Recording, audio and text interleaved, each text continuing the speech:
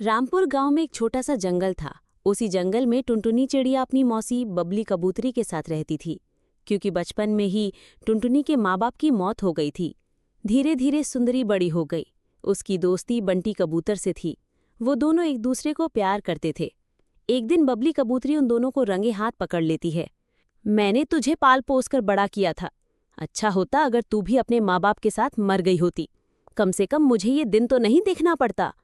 आने दे तेरे मौसा जी को, मैं आज ही उनसे कहती हूँ तेरे लिए कोई रिश्ता देखने को।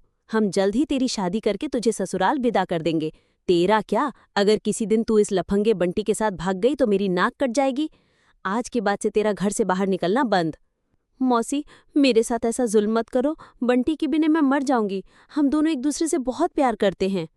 बबली कबूतरी टुनटुनी को और उसे गौशाला में बंद कर देती है।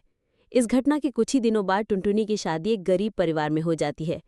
उसका पति कालू कौआ मजदूरी करता था। टुनटुनी इसे अपनी किस्मत समझकर ससुराल में खुशी खुशी रहने लगती है। एक दिन उसकी सास सुंदरी चिड़िया उसके पास आती है। अरे बहू, अपने सारे गहने मुझे दे दे। इसे बेचकर मैं तेरी नंद की शादी करूंगी। लेकिन मान जी, ये गहने तो नहीं, ये मेरी माँ की निशानी है। इन्हें मैं आपको नहीं दूंगी। बस बहू, आज तो तूने जुबान चला ली। आगे से मत चलाना। चुपचाप जितना कहा है उतना करो, नहीं तो आज ही मैं तुझे काटकर फेंक दूंगी। किसी को पता भी नहीं चलेगा। डर की मारे टुनटुनी इशारे गहने अपनी सास को दे देती है। इस तरह कई महीने गुजर जाते हैं और टुनटुनी 2 बेटियों की मां बन जाती है। एक दिन वो अपने पति से कहती है, सुनो जी, इस घर का काम मुझसे अकेले नहीं होता। मां जी दोनों बेटियों को संभालती भी नहीं, केवल बैठी रहती हैं। जरा उनसे कह दो, या तो मेरे साथ घर की कामों में हाथ बटाएं या मेरी दोनों बेटियों को थोड़ी देर के लिए ही संभाल लें। क्यों नहीं करम चली? मेरे बेटे को भड़का रही है। बेटियों का बहाना करके खुद आराम करना चाहती है। इतना कहकर सुंदरी चिड़िया टुनटुनी से लड़ाई करने लगती है। अब तो रोज रोज लड़ाइयां होने लगती थीं। तंग आकर एक दिन टुनटुनी अपनी बेटियों के साथ अपनी ससुराल को छोड़ देती है। भटकते भटकते वो एक नदी किनारे पहुंचती है। वहां वो देखती है कि कई पक्षी चूड़ियां बेच रही थीं।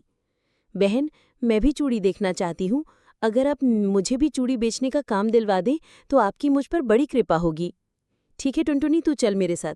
जितना मुनाफा होगा उसमें हम दोनों बांट लेंगे। टुनटुनी चिड़िया चूड़ी बेचने लगती है। ले लो, रंग बिरंगी चूड़ियां ले लो। आओ आओ, ये देखो, मेरे पास बहुत ही सुंदर सुंदर चूड़ियां हैं।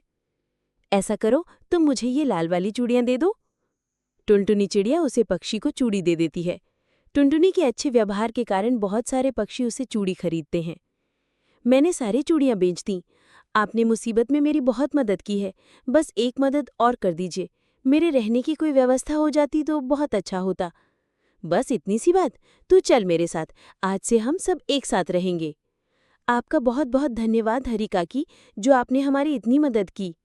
इस बेरहम दुनिया में कोई किसी की इतनी मदद नहीं करता। उस दिन के बाद से टुनटुनी चिड़िया अपनी बेटियों के साथ हरी काकी के घर में खुशी खुशी रहने लगती है।